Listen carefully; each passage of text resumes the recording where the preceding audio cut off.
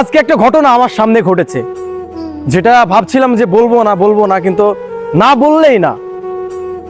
Duty শেষ করে আমি বাসায় আসছিলাম, হঠাৎ করে দেখি এক জায়গায় অনেক গ্যাঞ্জাম গন্ডগোল, মানে মারামারি আর কি।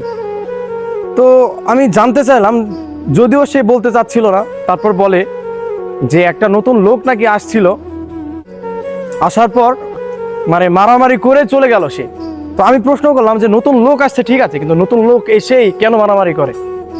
সে বলে নতুন লোক আসছে, সে থাকবে তার বাড়ির মতো, সে চায় রান্না করে দেবে সবাই, সে খাবে, সে চায় তার কাপড়গুলোকে ধুয়ে দেবে, সে রাজার হালে থাকবে, রান্না করে সবাই খাওয়াবে, তার কথা সবাই শুনবে। দেশে নাকি অনেক কোটিপতি ছিল সে। আমার প্রশ্ন হচ্ছে, ভাই আপনি দেশে ছিলেন কোটিপতি, সেটা এখানে দেখার বিষয় না। এই প্রবাস এমন একটা জায়গা, এখানে সবাই সমান।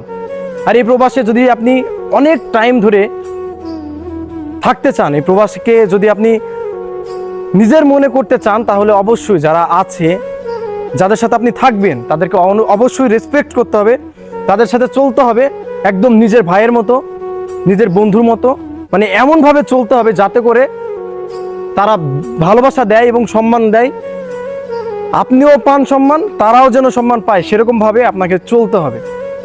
তো নতুন আসবেন হুটহাট করে, মানে আপনার মন মতন কোনো কিছুই পাবেন না। তাই আমি বলতে চাই, যারা নতুন আসছেন এই প্রবাসের মাটিতে, অবশ্যই আপনাকে আপনার বিবেকটাকে একটু জাগ্রত করতে হবে, কিছুটা হলেও কনসিডার করে আপনাকে চলতে হবে। কারণ এই প্রবাসে সবাই হচ্ছে পর, কেউ আপন না। কিন্তু এই পর মানুষগুলোকে আপন করে নিতে হবে। কিভাবে করবেন সেটা আপনার ব্যক্তিগত ব্যাপার, কিন্তু যদি আপনি চেঁচাচেতি করেন তাহলে কিন্তু মানে হিতে বিপরীতটা বেশি ঘটবে। কারণ আপনার জন্য আরেকজনা মরবে না ভাই, আরেকজনা কষ্ট করবে না। আপনি একটু কষ্ট করেন, আরেকটা ভাইও কষ্ট করবে। আপনি যেমন ভালোবাসা দেবেন, আরেকজনও ভালোবাসা দেবে। ভুলে যাবেন না, ভালোবাসা জিনিসটা হচ্ছে ঠিক ওই যে ওয়ালের উপরে বল ছুঁড়ে মারলে যতটা আপনি স্পিডে ছুঁড়ে মারবেন, ঠিক ততটা স্পিডে কিন্তু আপনার দিকে ফিরে আসবে। ইংরেজিতে একটা কথা আছে, গিভ অ্যান্ড টেকের মতো, যতটা দেবেন ঠিক ততটাই পাবেন। তাই আমি এতটুকু বলতে চাই, এই প্রবাসে আসার পর অবশ্যই ডেফিনেটলি সবার সাথে মিল করে চলার চেষ্টা করবেন। দেখবেন কখনো ঠকবেন না ভাই, কখনো ঠকবেন না। কারণ সবাই আপনার মতোই চায় যে আমি রাজার হালে থাকবো, আমার কথা সবাই শুনবে, আমি লিডার হব, সবাই এরকম চায় ভাই, কিন্তু সবাই কি পায়? মিলেমিশে থাকেন। প্রবাস জায়গাটা আসলে অনেক কঠিন জায়গা, সবাইকে মেনে নিতে হবে এবং সবাই মিলে চলতে হবে, এটা হচ্ছে প্রবাস। তো যাই হোক, ভালো থাকবেন, সুস্থ থাকবেন।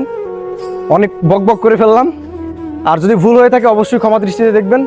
আল্লাহ হাফেজ, আসসালামু আলাইকুম।